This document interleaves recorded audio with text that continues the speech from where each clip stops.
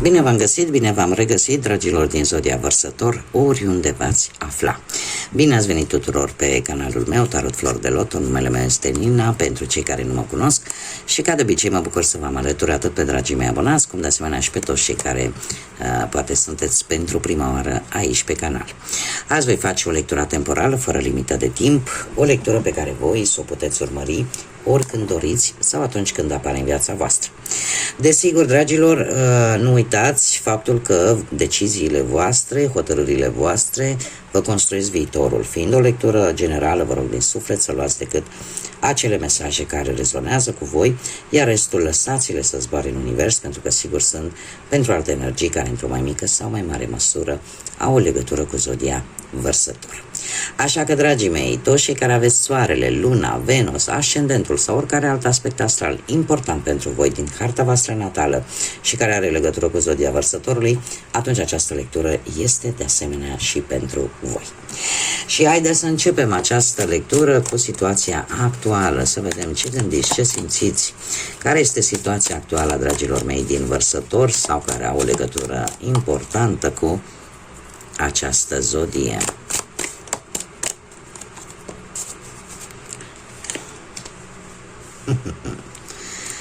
Foarte interesant. Probabil că ați avut o întâmplare care din punctul vostru de vedere nu este ceva extraordinar, ceva wow.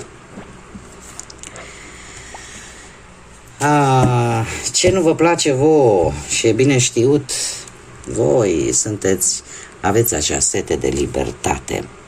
Sunteți rebelii zodiacului și faptul că din punctul vostru de vedere, ceea ce poate există un personaj, o energie care vă tot împinge de la spate, care încearcă să forțeze un pic lucrurile și să vă facă să faceți lucrurile într-un anumit fel, care este, din punctul vostru de vedere, este ceva total greșit, dar se pare că nici foarte tare nu prea vă afectează, pentru că, din punctul vostru de vedere, nu este... nu-l vedeți ca pe ceva foarte important, indiferent cât persoana asta tot încearcă să vă facă să faceți lucrurile într-un anumit fel, din punctul vostru de vedere este unul total diferit. Și asta pentru că voi, ca și zodie, sunteți cei care rup paradigmele și care vin de fiecare dată cu noi forme de gândire și care vă place să vă valorați libertatea. Bun, haideți să vedem ce ne spune și tarotul. Ce vine pentru dragii mei din Vărsător sau cu legături importante cu această zodie în următoarea perioadă de când voi urmăriți această lectură. Și începem, desigur, cu viața profesională. Și avem un 7 de cupe. Oferte care, din păcate, nu au fost tocmai cele mai viabile, cele mai bune pentru voi. Dragilor, cu ceva timp în urmă, într-adevăr, ați avut parte de o ofertă destul de tentantă, doar că știți cum e, nu tot ce pare frumos este și real. Lucru pe care voi îl resimțiți în acest moment, probabil că a fost o ofertă sau o anumită situație legată de viața voastră profesională, de muncă sau la locul de muncă. O propunere, ceva care se pare că nu a fost tocmai ceea ce părea a fi. De moment, cu acest 4 de spade, sunteți într-o perioadă în care simțiți nevoia de o mică vacanță, simțiți nevoia de un pic de odihnă sau pur și simplu simțiți acea nevoie de a vedea dacă sunteți pe drumul cel bun sau nu. Trebuie să fac o mică specificație, e posibil să aveți ceva, ori ceva probleme de sănătate care să implice poate chiar un concediu medical pentru unii dintre voi. Următoarea perioadă pentru voi, dragilor, vine cu o propunere care de data aceasta trebuie să vă spun că ori vine de la cineva care are legătură cu zodiile de apă, rac, pești sau scorpion, dar acest cavaler de cupe îmi spune că vin propuneri vis-a-vis de anumite proiecte care vor evolua. Vor evolua, desigur, nu foarte rapid, un pic mai încet, dar ele vor evolua într-o anumită siguranță. Există posibilitatea de a avansa, poate la locul de muncă, există posibilitatea de a primi oferte ferme, oferte avantajoase pentru voi, așa că folosiți-vă intuiția în următoarea perioadă, pentru că se pare că va trebui să luați o decizie vis-a-vis de o ofertă, o propunere viabilă care se va concretiza, mare atenție, nu într-o modalitate foarte rapidă, dar nici foarte înceată, undeva pe la mijloc, dar care are mari șanse să fie foarte viabilă, să fie foarte bună pentru voi pe planul ăsta profesional. Mergem mai departe, haideți să vedem pe plan material, financiar. Aglomerație mare aici. Deci, haideți să o luăm așa cu începutul. Cu ceva timp în urmă, cu acest cavaler de monede, nu știu, cineva dintr-o zodie de pământ, Taur, Fecioară sau Capricorn, se pare că această energie e posibil să te fie ajutat într-o problemă relaționată cu banii, că e vreo moștenire, că era poate, nu știu, o altă situație financiară, dar care a dat dovadă de loialitate. Adică care a încercat chiar să își țină cuvântul. Sau promisiunea. Da? În prezent avem o regină de bâte. Avem pe cineva dintr-o zodie de foc, berbec, leu, săgetător. Care ce îmi spune această regină de bâte? Că există tendința pentru unii dintre voi de a cheltui, nu știu, că uite, vă apucați voi, acum vreau să fac reformă în casă și să-mi decorez casa, să schimb mobila, sau vreau să-mi cumpăr nu știu ce haine care nu sunt tocmai foarte ieftine. Deci cumva există această tendință, dacă nu la voi, atunci la cineva din anturajul vostru, de a cheltui un pic negândit, ca să zic așa. Trebuie să încercați cumva să ponderați această tendință de a cheltui fără să gândiți. De asemenea, ne poate vorbi de o energie, da? O energie care e destul de dominantă, pe care voi o aveți pe lângă voi, care de obicei nu prea îi place să obțină un nu ca și răspuns, și mai ales când e vorba de bani, și are o fire destul de energică, destul de independentă. Următoarea perioadă pentru voi, pe planul financiar, vine cu, eu aș zice că vine și cu un sprijin. Chiar dacă cheltuielile voastre vor fi un pic mai mult emoționale, aș spune, decât raționale, dar e posibil ca o energie dintr-o zodie de apă, Rac, Pești sau Scorpion, cineva mai în vârstă, să vă ajute să recuperați o anumită sumă de bani. Ceva ce voi ați dat împrumut cuiva și acum cumva se va întoarce la voi. Este cineva care, în afară de faptul că este mai în vârstă decât voi, este un personaj foarte înțelegător, și care, indiferent cât de dificilă poate fi situația asta financiară, cumva reușește să-și menține calmul, măsura și are așa o alură foarte diplomată în a rezolva anumite conflicte, de data aceasta dacă este vorba de un conflict bănesc. Niște bani se întorc la voi. Haideți să vedem cu viața sentimentală. Oh, ce frumos, ce frumos!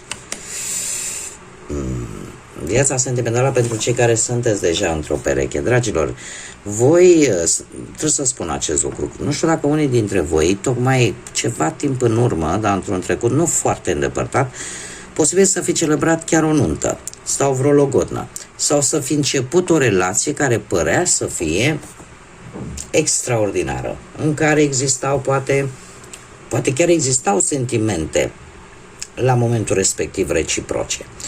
Ceva s-a întâmplat pentru că în acest moment voi vreți să puneți punct. De ce? Pentru că traversați niște momente destul de dureroase, în care sunteți foarte decepționați. E posibil să fie avut loc infidelități, trădări, secrete. E posibil să fi descoperit că, uite, domne, m-a mințit și uite ce jocuri ascunse a făcut pe la spatele meu și vă simțiți foarte, foarte răniți. E o schimbare dramatică prin care treceți unii dintre voi. Iar următoarea perioadă, trebuie să vă spun că senzația asta de abandon, senzația asta de a fi sărăciți de sentimente, se pare că va continua. Acest 5 de monede ne vorbește de singurătate.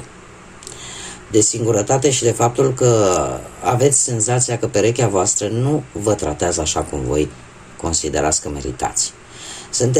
Veți avea o perioadă în care veți evalua situația foarte atent și în așa fel încât să luați decizia cea mai viabilă, cea mai bună pentru voi. Mergem mai departe și haideți să vedem pentru cei care sunt singuri. Cei care sunteți singuri, ați traversat o perioadă în care ați fost foarte închiși în voi, în care v-ați impus anumite restricții, în care nu ați vrut poate să vedeți realitatea, dar acea realitate pe care voi v-ați construit-o era una destul de complicată. 8 de spade este cartea care ne vorbește de anumite decizii pe care probabil le-ați luat, dar fără să aveți toate informațiile necesare în ceea ce privește viața voastră sentimentală. Ați trăit ca într-o bulă în care nu avea loc decât ceea ce voi v-ați imaginat că este. A fost o neglijență, ca să spun așa, poate din partea voastră, pentru că nu ați vrut să vedeți de fapt care este realitatea. Și în felul ăsta poate că ați traversat un trecut apropiat, destul de complicat, mai ales că unii dintre voi încă mai aveți răni de vindecat din trecutul vostru, chiar și mai îndepărtat. În prezentul, acest 7 de bâte îmi vorbește de o luptă pentru probabil cineva care pe voi vă interesează în mod deosebit în acest moment, o luptă pe care trebuie să vă spun că aveți mari șanse să o câștigați. De ce? Pentru că totuși sunteți pe o poziție dominantă, sunteți pe o poziție de putere. Așa că sunt șanse mari să ieșiți victorios din această luptă pe plan sentimental. Important este să nu vă lăsați, pentru că aveți aturile necesare să puteți câștiga această bătălie și lucrul ăsta cumva o să vă dați seama de el. În următoarea perioadă pentru voi avem un 9 de monede care îmi vorbește despre un echilibru foarte mare și vine o siguranță foarte mare pe voi, veți reuși. Nu știu dacă vreți să cuceriți pe cineva sau vreți să obțineți ceva, dar care are legătură cu viața voastră sentimentală, dar mie îmi dă că veți reuși să faceți acest lucru și chiar vă veți bucura de reușita voastră. Și asta va face ca, pentru cei care desigur sunteți interesați ca dragostea, iubirea să vină către voi, se pare că în următoarea perioadă lucrul ăsta vă va deschide noi poteci, noi porți, în așa fel încât totuși să aveți și o șansă de a găsi iubirea, de a găsi dragostea și de intensitatea cu care va veni ea. Haideți să vedem ce ne spune și acest oracol al fazelor lunare pentru dragii mei din Vărsător. Și avem o lună plină în Rac, care ne spune în felul următor: lasă toate fricile și temerile să se dizolve pur și simplu. Faptul că este lună plină îmi vorbește de dorințe vechi, de manifestări vechi, și faptul că avem zodia Racului, asta îmi vorbește foarte mult de siguranță. Se pare că unii dintre voi totuși vă este teamă mai ales pe plan sentimental, poate să mai închegați o familie sau o nouă familie. Există anumite temeri vis-a-vis de poate de familie. Da? Racul este bine cunoscut, o zodie foarte familistă, este vulnerabil atunci când e vorba de cei dragi. De asemenea, e posibil să vă simțiți în următoarea perioadă un pic mai sensibili, mai vulnerabil, da? Și asta să vă aducă anumite temeri, anumite frici pe care totuși ar trebui să le lăsați deoparte, pentru că, indiferent cât de greu ar părea, mai devreme sau mai târziu, dorințele pot deveni realitate. E de ajuns să le și manifestăm. Haideți să vedem ce ne spun și zarurile astrologice pentru dragii mei din Vărsător. Ce vine pentru ei în următoarea perioadă? Avem zodia Leu, avem casa a doua și avem nodul nord. Încotro vă îndreptați. Dragii mei, casa a doua ne vorbește de finanțe, de resurse, de proprietăți și în general de bunuri de valoare. Faptul că avem nodul nord care ne vorbește de drumul pe care tu îl ai în această viață. Ce trebuie să faci tu pentru a ajunge acolo unde trebuie să ajungi, ce experiențe trebuie să înveți, ce lecții trebuie să înveți și se pare că pentru unii dintre voi trebuie să învățați anumite lecții legate de casa a doua, legate de bunurile de valoare, de bani, de resursele voastre și de valorile voastre. Având zodia Leu aici, asta îmi spune că probabil că în următoarea perioadă va apărea acea necesitate de a te simți special, de a fi admirat, de a atrage privirea, de a-ți crește autoestima, de a fi poate un pic mai extravaganți decât în mod normal, de a fi poate mai optimiști, mai plini de umor, mai generoși.